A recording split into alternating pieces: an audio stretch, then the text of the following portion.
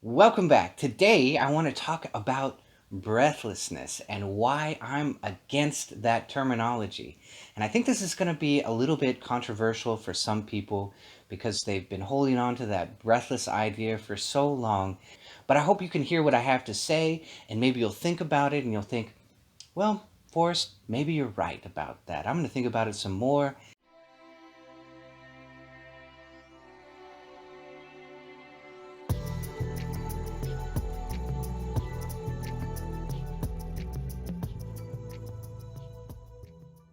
So the thing about breathlessness is that if I trace my own lineage back to Larry Mahasaya, if you look at the way that he speaks to his students, he doesn't emphasize breathlessness. He emphasizes the tranquil breath, and he talks to them about the tranquil breath over and over and over again. He teaches breath retention, but the thing that he talks about with his students is the tranquil breath. So it's very, very interesting. So what happened is, yoga came to America and there were a number of promoters wanting to show the depth and beauty of yoga. They maybe over promoted it a little bit and the stories got a little bit fantastical. And one of those things is breathlessness. So my deep problem with this is that I've taken neurolinguistic programming. I'm a trainer in neurolinguistic programming. I've taken hypnosis. I'm a master trainer in hypnosis. I understand all of these things. And the thing about your unconscious mind is that it is always there for your benefit. It's always there to make sure that you keep going, that you stay alive. That's its prime directive is your health, your benefit, your staying alive. That's its prime thing that it does continuously. And so you can see this in breathing your breath and beating your heart. You don't have to worry about those. You go through your whole day and you don't worry about those two things. They just happen. And they happen because of your unconscious mind. It's doing all of these unconscious processes in the background so you don't have to worry about them. Because we'd never make it. We would forget and then we keel over. It just wouldn't work out. So this has to happen this way. And the unconscious mind is acutely sensitive about your health and your perpetuity. If you come to your unconscious mind and you say, well, I want to kill the ego, and I want to shut down my heart, and I want to shut down my breath, well, maybe your left brain really likes those because we can. As a yogi, we can go, oh, wow, that sounds amazing. And we get so excited, right? It's like a fantasy novel. We go, oh, this is great stuff, right? And we love it. And then we go into meditation with these ideas on our shoulders and we get closer and closer and closer to the deep unconscious mind. And the unconscious mind says, whoa, what are we doing here? Kill the ego? That's part of me. Turn off the heart, turn off the breath. These don't sound like good ideas. And it will just chuck you right out of meditation and back into the conscious mind.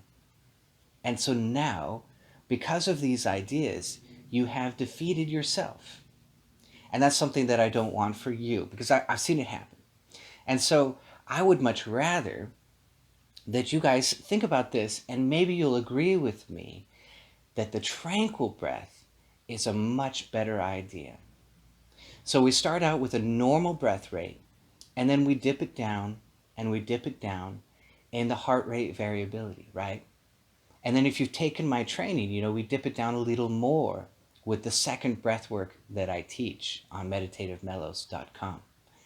So if you're doing both of those, you are increasing your CO2 tolerance and you are lowering your breath rate. You're elongating the breath. And so you're getting closer and closer and closer to a tranquil breath. And that's what Larry Mahasaya wanted for his students. He wanted them to concentrate on the tranquil breath and stay in the tranquil breath as much as possible in their meditations. and it will carry through into the rest of your day. So how does this work? You don't worry about it. You just do your meditation, and then when you have a few more minutes, maybe you do another meditation. You go into heart rate variability again. Maybe you do that second breath work for a couple minutes that's in the training, and then you go about your day. You don't worry about it, and suddenly, after doing this over and over again, you'll notice my normal breath rate has changed. It has lowered.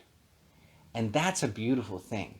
You'll just notice that your breath rate and your heart rate are lower than everybody else's, perhaps. Everybody around you can be huffing and puffing, even though they're not doing anything, and your breath rate will be low, and your mind will be more settled because of that. And that's all of yoga right there. That's so much of yoga right there, just in that process. So that's why this little training I did is so important, because it's all of the breath work. It's everything about the breath work. It's everything about how the tranquil breath actually works, how you actually get into it. And so what will happen in meditation is that you will be practicing those two breath works, right? The two workhorses of meditative breath work. And then suddenly you'll kind of drift off for a moment, and you'll come back and you'll notice this breath is not my normal breath. It's a very different kind of breath. And so that's how you begin to understand the tranquil breath. And so if you're a big fan of my channel, if you're a big fan of heart rate variability, when you talk to me about this, tell me about the tranquil breath. Don't use the word breathlessness, because I would love for you, because I care about you and your meditations, I would love for you to come away from this idea of breathlessness and come closer to an idea of the tranquil breath. Because then when you bring that into meditation and you just say, well, you know what, unconscious mind, we're just taking a pause. That's it. We're just taking a pause, and it can be a little pause, or a little bigger pause, or a medium pause, or a very long pause, but it's still just a pause. It's just a very low body idle. You know, like your car idles. You're driving along, you hit the stop sign, and you just put the car in idle. You just kind of, it's not this, we don't rev the engine at the stop sign. And that's what meditation is all about. So I hope you like this idea of the tranquil breath. It was not my idea. It's Larry Mashaya's idea. It's glorious. And we're just putting that body down into a low idle. I hope you will take that home, because it's much more conducive for integration between the conscious mind and the unconscious mind in meditation. You want to foster that easy integration deep in meditation. I hope you loved this. If you did, hit that bell down below so I can see you all next time. Take care.